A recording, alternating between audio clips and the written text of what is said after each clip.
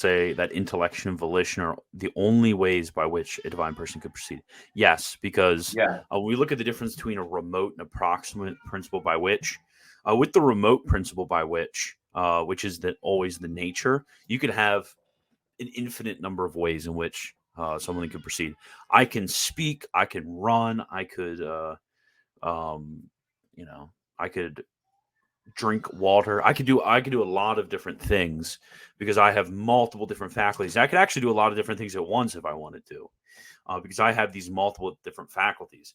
But with a proximate principle by which the number of faculties limits it to um, that one mode of acting. So to put it in different terms, like I can't with my voice box speak and not speak at the same time. That's just impossible.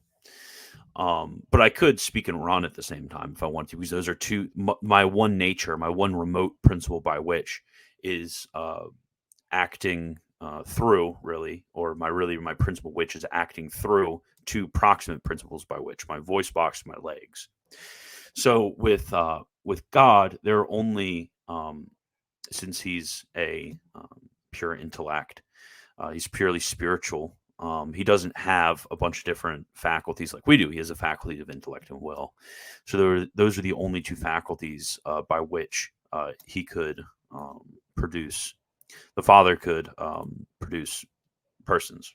The persons don't proceed from the will or the intellect.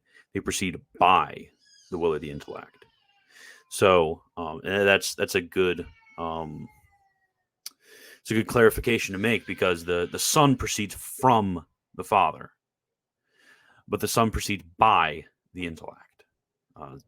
Because from usually refers to the suppositum or hypostasis or person, which is the principle which, and then by refers to the principle by which. So it refers to the nature remotely or the faculty proximately.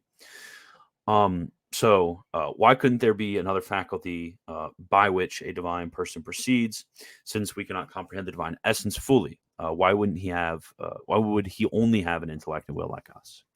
So the intellect and the will, they adequate. So what we have to ask ourselves when we distinguish a certain. I'm speaking very loosely here, so I'm trying to impart knowledge in your minds. So don't take some of the words I say too far because this is all analogous. But when I want to distinguish a certain category, when I give quotes or something, it usually means I'm using terms loosely. Okay, just to clarify, because Trinitarians speak, we always need to make sure we're clear.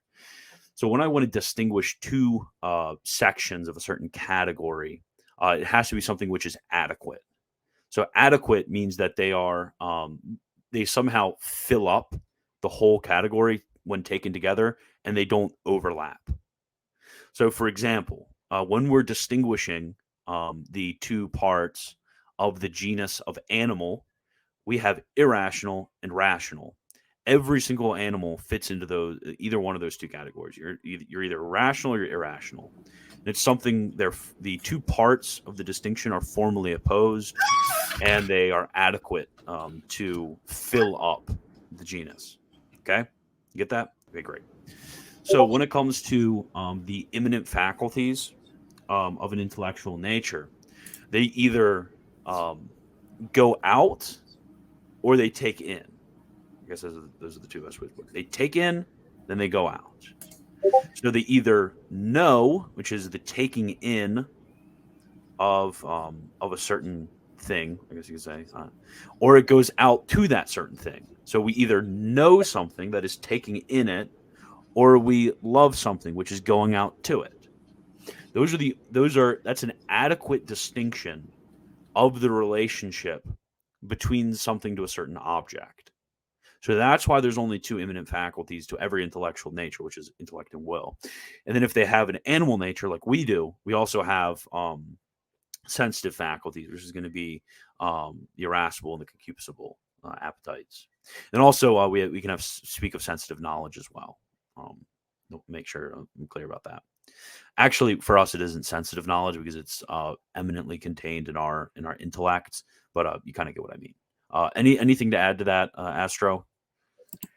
I'll just try to simplify from what you just said. So what Christian is saying is that the difference between us and God is that we cannot attribute imperfect operations to him. So God's not going to have act of like sensation, but we're going to have attribute to God perfections whose formal concepts do not imply any imperfection in themselves. So those are intellect and will. You cannot attribute sensation to God because sensation, although it takes place in the agent, it depends on something external to terminate.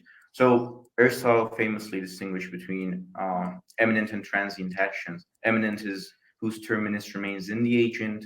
Transient is that which terminus is outside the agent. So, for example, when I know something, the act of knowing is in me, and when I will something, the act of willing is in me.